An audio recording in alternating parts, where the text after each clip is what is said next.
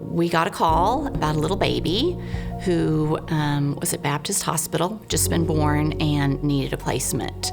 And it was so sweet because when we arrived at the hospital, the nurse said, "I have been praying over this baby, and you don't know it, but I've been praying over you." So Antonio came home with us. He was easy to love. We just immediately bonded with him. And so Antonio lived with us for the first 9 months of his life, and we knew that the goal of the placement was reunification with mom and dad. We knew that. But there's a lot of uncertainty. I mean, will mom and dad be able to work the plan, and how will it all turn out? So lots of prayer. I was praying hard for Antonio's spiritual well-being.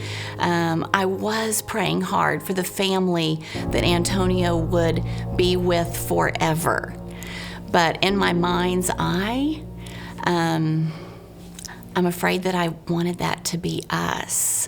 We just loved him so, so much.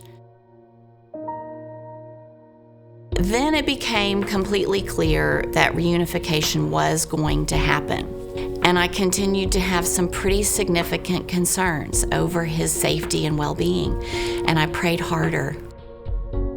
When I dropped him off for the last time and said goodbye, at that point I did have a peace.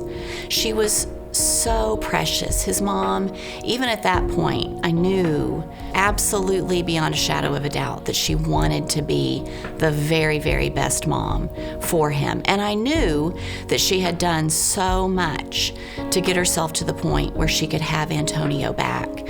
So I did have tremendous hope, but my heart was also broken.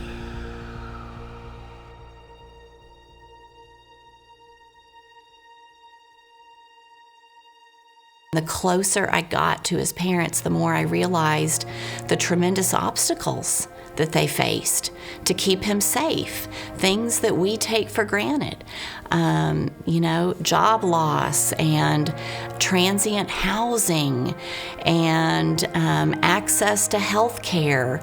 I mean, I had always heard about these things, but I was seeing it in real life, and I realized the threat to this little boy, and I realized that what this family really, really needed was a bigger family. And so that's what we became.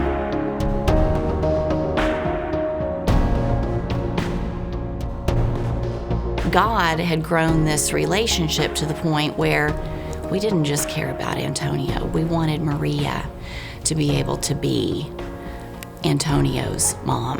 That is what was best for Antonio. So she got wonderful employment. She works for people that are now part of that safety net for her. They help watch out for her, but she works very long hours. She's the hardest working person I know. So she needs help with Antonio when she can't be there.